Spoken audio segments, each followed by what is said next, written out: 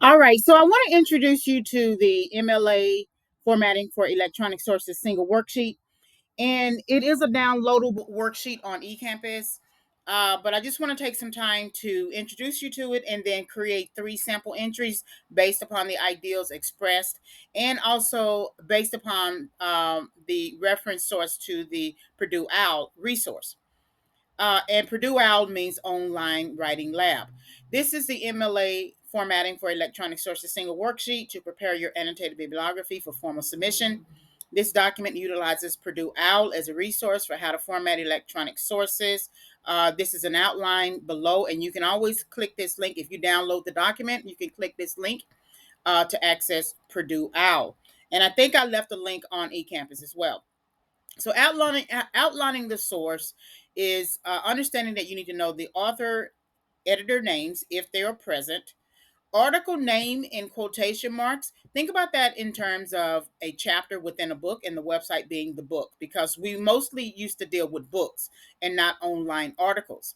So if you open up a book, you'll see different chapters within the book. You format that chapter for MLA in quotation marks. But when you close the book, you'll see the title of the book. You format that in italics. So think about electronic sources as the web page representing a chapter within a book, article name in quotation marks, and then the website or the web page on a larger website would be the title of the website, and that is formatted in italics. So then you look for any version numbers, page numbers, editions, revisions, posting dates, etc. Publisher information, including date, taking note of any page numbers, and then the URL. Of course, also the date you access the material. This is very important because sometimes websites will delete pages, and if you relied on that website for the information that you got, uh, and then you can't find it again, that's going to be a problem if you're trying to prove ideas within your research or validate your research altogether. So it might behoove you then to maybe save that page, upload it, save it as a PDF or something like that, and remember when you accessed it, so that if ever you are called upon to prove an argument that you are making within the paper, you'll have a copy of it, and then also the date you access that material. So here's a screenshot of UTD for transfer admissions, right? Remember, you click, and click until you get to the page that you land on. When you type in utd.edu, that's a landing page for the website, but that's not the landing page that you're going to take your information on. So you have to click admissions, or you click academics, or you click until you find the information that you want. And then it's the page that you land on that you use to create the entry. So I clicked for UTD. If you go back to the previous tutorial, I clicked multiple times. I clicked, I think, admissions, and then somehow I got to undergraduate, and then I got to transfer, and then this is what I ended up on: transfer admissions criteria. So just to, and then pay attention to the URL that you see here. So I copied and pasted the URL. So here's a quick recap: author, editor names, article name in quotation marks, title of the website, a book in italics, any version numbers, publisher information, note of any page numbers, URL, and date I accessed the material. So today's date is October 9th. So let's try to create the actual entry. So again, I do not have author and editor names, so I'm just going to start where I start. So open quotation marks, transfer admissions criteria, period, close quotation marks. I want to hit the enter button to get to move that information. All right, and so that's the information that I have here. So then now this information, transfer admissions criteria, is housed on a particular website of the larger website that is utd.edu. So that information, the name of the website is part of the admissions department. So it's Office of Admission and Enrollment. That information is in italics. So you italicize it. If you don't know how to use Control I, then you can easily move your mouse up to the I that you see here for italics. So it's Office of Admission and Enrollment, and then remove the italics. So that's Control I again, period. So in other words, the period should not be italicized. Space. And so now that we have not only the title of the web page and then the title of the website, now we need the sponsor publisher information. Who is responsible for this information other than the Office of Admission and Enrollment? So it is the University of Texas at Dallas. They are the publisher of the information. So the University of Texas at Dallas. Okay. So then when you are creating your entries, it should be a true double space. Go back to the end of the first line, hit the enter button. So it's going to move to that next line as you see here. Hit the enter button again. And so when you try to tab, it might move the whole both lines together. In this case, it didn't. But when it does, just hit the enter button and you should be able to tab it and move it over. Space. So we don't have last update or dates or revision dates or anything like that. So we just continue. So with the URL, I'm going to cut and paste the URL that you see here, here. And then I want to be sure that when I add my period, it does not create an underline. So I'm going to go back up here to the underline, click it so it doesn't, and then add a period. Okay, space. And so I don't have any other information other than, in other words, I don't have any other information like page numbers other than the URL. So then it's accessed. Okay, so that's going to change that blue. So I need to go back up here to black font color, access, and then '09 OCT period 2022 period. Okay.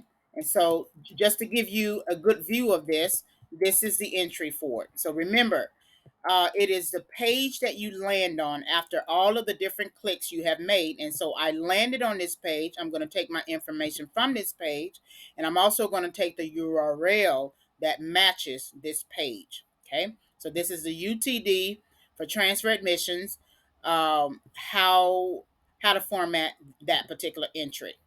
All right. So let's go to a screenshot of SMU for Master of Science in Accounting. So here's a screenshot. And we're looking at, we see right here the URL. And again, it's all of the different pages I used. I mean, I kept clicking to land on this page here. I could have landed on any other page. I could have clicked curriculum and the URL would change. Okay. So then, since I did click here and it's the page that I'm landing on, and it is the Cox School of Business, and of course it's SMU as a publisher, then I'm going to take my information from Master of Science in Accounting and format that in quotation marks, or I could use applying for the Cox MSA. So I'm just going to keep it simple for myself. So open quotation marks, Master of Science in Accounting, period, close quotation marks, space, and then the website is the Cox School of Business. So that's going to be in italics, Cox School of Business. Um, Release the italics again, period. And then the publisher is Southern Methodist University, period. There is no date or anything like that, so I'm just going to use this URL that you see here. So smu.edu Cox. forward slash degrees and programs forward slash MS in accounting admissions. Period. Okay, that takes a lot to make it a true website address. HTTPS colon forward slash www SMU, and that should be able to populate. Otherwise, the best thing to do is just copy and paste the information. So it'll get a little tricky here. Okay, um, go back to the beginning of that second line. Hit the enter button, and then hit the tab button. All right, and then we don't have any other information. So accessed 09 October 2022. All right. So this whole thing should actually be hyperlinked. But it just gets a little tricky when you do it like this. So that's why it's better to go ahead and cut and paste the URL. So that's how you will format that entry. Okay, scrolling down. So screenshot of UNT for academic major accounting. And again, it's the page I landed on. Now, remember, I could have easily landed on the program webpage you see here.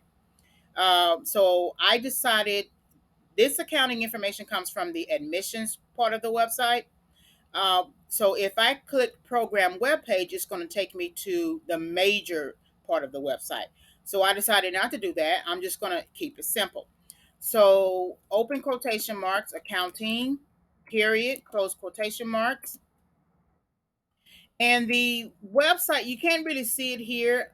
You would have to go down a bit, but it is the admissions website. So I'm just going to do an italics and then admissions, take off the italics and then period. And then, of course, this is University of North Texas, period. There is no revision date. The URL is www, I mean, HTTP forward slash www.unt.edu forward slash academics undergrad accounting.com. Okay. And then add a period there. All right. Go back to the front of that line or beginning of that line, click the enter button, hit the tab button, and go back to the end of the line. And then it's going to be accessed 09 OCT period 2022 period. And that's how you create that entry here. So again, this is you creating the individual entries for your annotated bibliography. And since I'm on this page here, once you get to here, go back here and hit enter here. It should align with the second line. So hit summary and then type your summary here. Hit assessment and then type your assessment here. And then reflection, type your reflection here. Okay. And so the first line is always aligned left. The second and subsequent lines are tabbed over and aligned a little right. Okay, so hopefully this was helpful. Kind of confusing in some ways, but hopefully it is helpful. Just remember that it is the page that you land on that you take your information. In this way, you take your information from here, you take your information from here, you take your information from here, and the best way to create the URL is just to cut and paste. All right, thank you.